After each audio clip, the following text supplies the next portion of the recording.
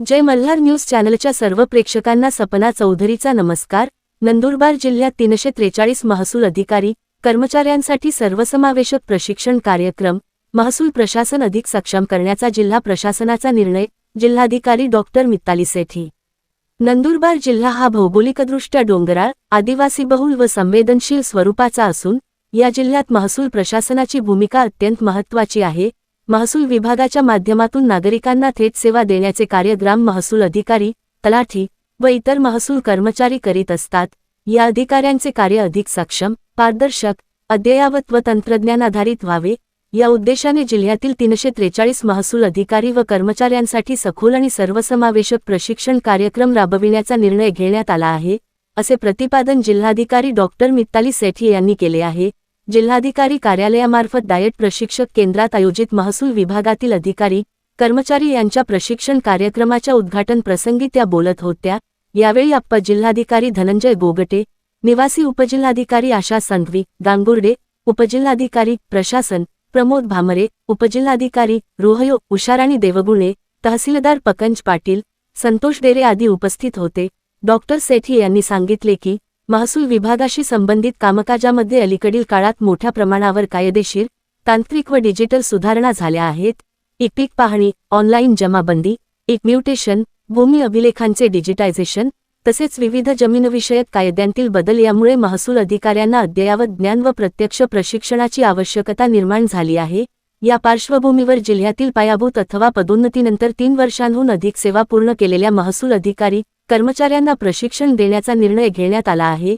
या प्रशिक्षण कार्यक्रमामागील मुख्य उद्दिष्टे म्हणजे महसूल प्रशासनाशी संबंधित कायदे, नियम व प्रक्रियांची सखोल समज निर्माण करणे, दैनंदिन महसूल कामकाज अधिक अचूक व सुलभ करणे, तसेच तंत्रज्ञानाचा प्रभावी वापर करून नागरिकांना वेळेत सेवा देण्याचा आहे।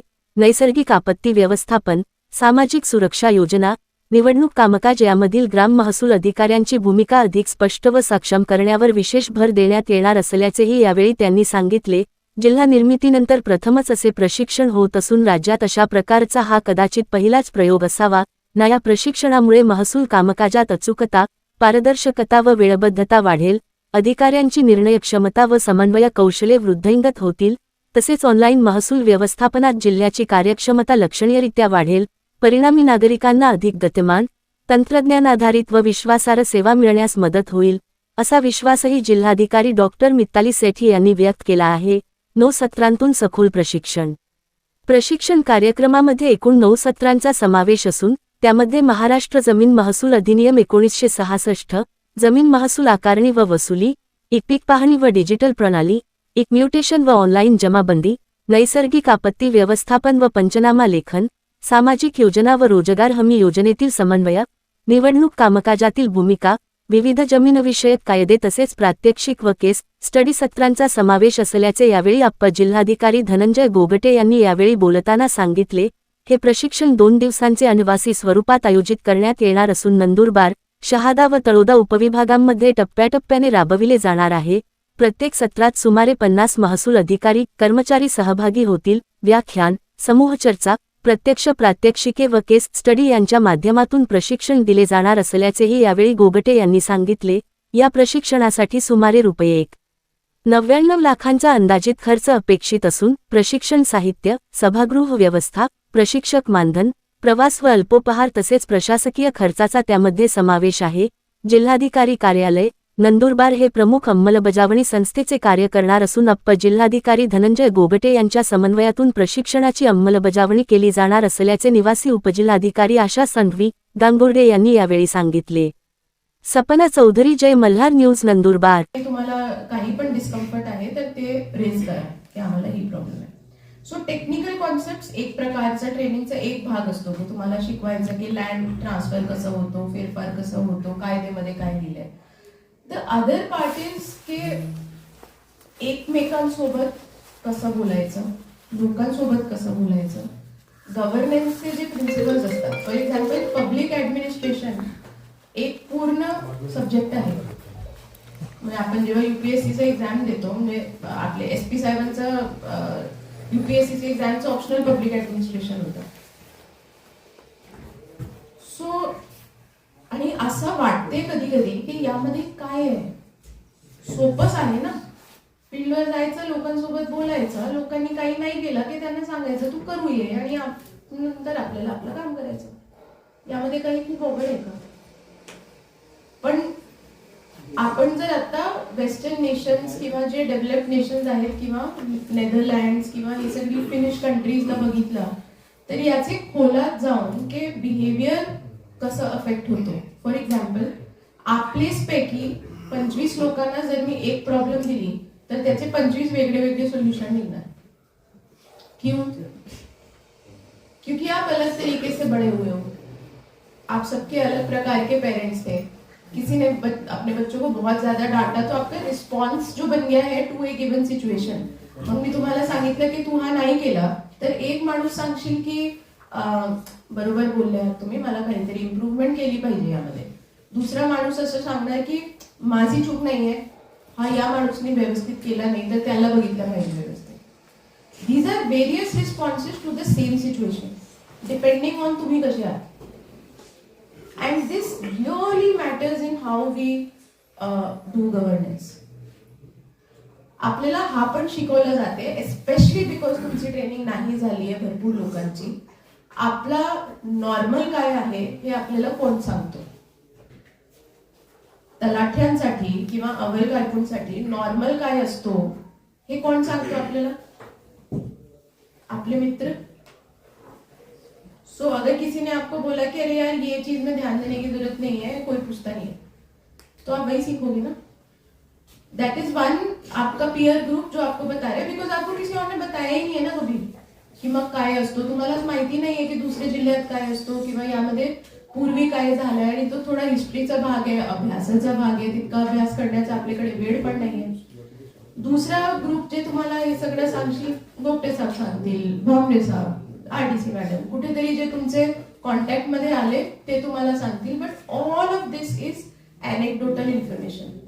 अनेक्डोटल इन्फॉर्मेशनला आपण मराठीमध्ये कसं म्हणू शकतो, जे रिसर्चचा भाग नाहीये. म्हणजे एक काहीतरी इन्सिडेंट झाला त्यावर आपण हा शिकलो की हा असंच केलं पाहिजे प्रत्येक सिच्युएशन मध्ये, जे परत चुकीचं आहे.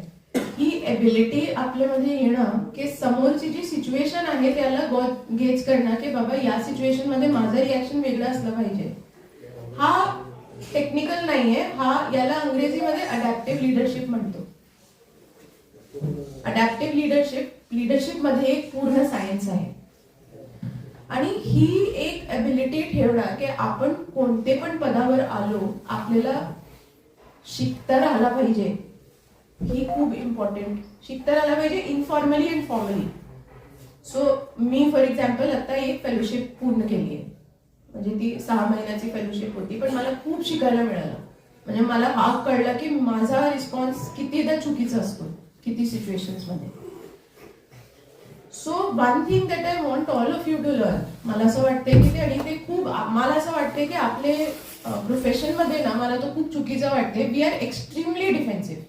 म्हणजे आम्हाला जर काही सांगितलं ना की हा चुकीचा होतो, आपला पहिला रिस्पॉन्स हा असतो की ही माझी चूक नाही. हा तर असा होतो कारण लोक असे आहेत, कारण संस्था अशी आहे किंवा परिस्थिती अशी आहे. पण यामध्ये मला काही वेगळं केलं पाहिजे का यावर आपण खूप कमी चिंतन करतो, ऍज अन इंडिव्हिज्युअल और ऍज अ ग्रुप. ठीक आहे. So very important to learn. छोटी छोटी गोष्टी भरपूर आहेत, त्याचा मी उल्लेख नाही करते. डीएससी कोणाकडे राहिली पाहिजे, डीएससी कोणाला, फॉर एक्झाम्पल डीएससी कोणाकडे जायला नको, हा किती इम्पॉर्टंट गोष्ट आहे. पण आता शिकायला लागेल ना कशी वापरायची मग, आणि याची डिमांड पण करणं की आम्हाला या 4 गोष्टी शिकायची आहे सो दॅट आमचं काम इम्प्रूव्ह होतील. जर तुम्ही विचार नाही केला किंवा आमच्याकडून डिमांड नाही केली तर आपण तोच मीडियोकर काम कंटिन्यू करणार. ठीक आहे. तर आता 2 दिवसाचं आपण करत आहोत, and this is the first time we are doing it. We are trying to do our best के याला बोरिंग कसं नाही ठेवायचं. मग असं नाही की आम्ही फक्त सांगत गेलो. तुमचं पार्टिसिपेशन कसं वाढवायचं. अँड गोपटे साहेबांचं मी अभिनंदन मला करायचंय, कारण 2 महिने झाले की गोपटे साहेब याचं कॉन्सेप्ट नोट करत आहे. त्यांनी तुमचे ट्रेनिंग जे तुम्हाला देणार आहे त्यांचीच हा मीटिंग घेतली आहे त्यांना तयार करण्यासाठी की तुम्हाला ट्रेनिंग कशी द्यायची आहे. तर याची 2 महिन्यापासून ती तयारी ते करत आहेत. षण्मुख आहे का? षण्मुख बाहेर आहे. षण्मुख सोबत बसतोय, तुमचं बेसलाईन एंडलाईन कसं तयार करायचं, पेपर वगैरे. सो असं नाहीये की आम्ही काल तयारी केली आणि आज तुम्हाला बोलवलं. This is very very well research program. पूर्ण सेक्रेटरी सरांनी पण मला कॉन्सेप्ट नोट मागितला, त्यांना पण मी पाठवलंय, कमिशनर सरांना पण सांगितलंय. सो नाव तुम्ही सगळे फक्त आज विद्यार्थी किंवा ट्रेनीज नाही आहात, वी आर को डिझायनिंग दिस. म्हणजे आपण जे पण करत आहोत त्याला आपण सहरचना म्हणतो, की ही जी रचना आहे ही आपली सर्वांची आहे. सो ऐसा नाही आहे की मी यहाँ पे बैठे हो, वहाँ पे बैठे हो. आपला आईस ब्रेकिंग पण मध्ये मध्ये होत राहील. मोस्टली असं असतो, आम्ही शेवटचा मला तुम्हाला सांगायचं आहे, माझी फेलोशिप मध्ये ज्या दिवशी मी बसली पहिलीदा, आणि आम्ही 20 लोक होतो, 2 ऑफिसर्स होते आणि बाकी सोशल चेंज मेकर्स होते, त्यांची ऑर्गनायझेशनचे. मला एक गोष्ट ही खूप जाणवली की मी जेव्हा आपल्यासोबत बोलते तेव्हा मी खूप विचार नाही करत की मला काय बोलायचं, because of course I am in a position of power. आणि ऑब्वियसली आप में को you look at me as the district collector, मैंने कुछ बोल भी दिया गलत तो आप में से कोई बोलेगा नहीं. When I am in a room full of equal power मी बोलतच नाही. मला असं वाटतंय की अरे बाबा काहीतरी अशा बोलली, मग सपोज सेक्रेटरी सर मीटिंग घेत आहेत किंवा सेक्रेटरी मॅडम मीटिंग घेतात, तर तेव्हाच मला माहितीये की मी बोलू शकत नाही. म्हणजे खूप कमी बोलायचं आणि खूप मेजर्ड बोलायचं. But what if you are in a room full of असे लोक जे आज आहे आपले समोर, तुम्ही सगळ्यांना तर ओळखत नाही ना, सगळे एकमेकांना नाही ओळखत ना. So there are new people for you, new किंवा ज्यांना तुम्ही खूप ओळखत नाही. असं वाटतंय की बाबा या रूम मध्ये मी कसं बोलू, किंवा खरंच काहीतरी अनकम्फर्टेबल जर बोलायचं किंवा एकदम वेगळा बोलायचा किंवा डिसएग्री करायचं, तर ते कसे करायचं. अँड रिअल करेज जीवनात, म्हणजे ऍटलीस्ट माझी फेलोशिपने मला तोच शिकवला की द रिअल करेज इज की या रूम मध्ये बोलायचं आणि भीती नाही ठेवायची की तुम्ही जे बोलत आहात त्याला बाकी लोक त्याचा काय विचार करणार. मग तुम्ही बोला, तुमचा काही पॉइंट आहे, इट इज वैल्यूएबल. आप में से हर कोई जो भी टेबल पे लेके आ रहा है वो मेरे लिए बहुत वैल्यूएबल है, ठीक है, क्योंकि वो आपका पर्सपेक्टिव है, वो शायद किसी और का नहीं होगा.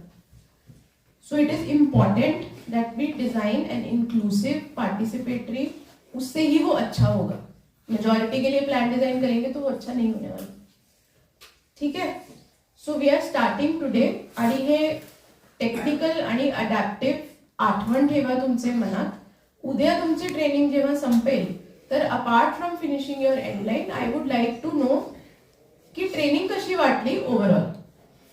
मग तुम्ही घरात काय घेऊन जाता आणि पुढचे 2 महिन्यात तुमचे जीवनात आणि तुमचे कामात याचं काय बदल करणार तुम्ही. So may be you can give them a form और समथिंग, फीडबैक तो आप दे ही रहे हो वैसे, but not only on training, something like जिसको हम बोलते हैं की टेक होम प्लॅन, की मग याचा खरंच जीवनात ऍक्शनेबल काय इन्साइट्स त्यांना मिळाले आणि ते काय याच्यावर अंमल करतील. अभिनंदन, आपण आमचं पहिला बॅच आहात. या प्रोजेक्टचं नाव महसूल समर्थ आहे आणि आपल्याला सगळ्यांना समर्थ करण्यासाठी हा प्रोजेक्ट लॉन्च केलाय. हळूहळू तुमच्यापैकीच काही लोक मास्टर ट्रेनर बनतील, ठीक आहे. सो त्या अनुषंगाने हा कोर्स करायचा आहे, चांगला शिकायचा आहे, डाऊट्स विचारायची आहे आणि आम्हाला चांगला फीडबॅक द्यायचा आहे. We'll be right back.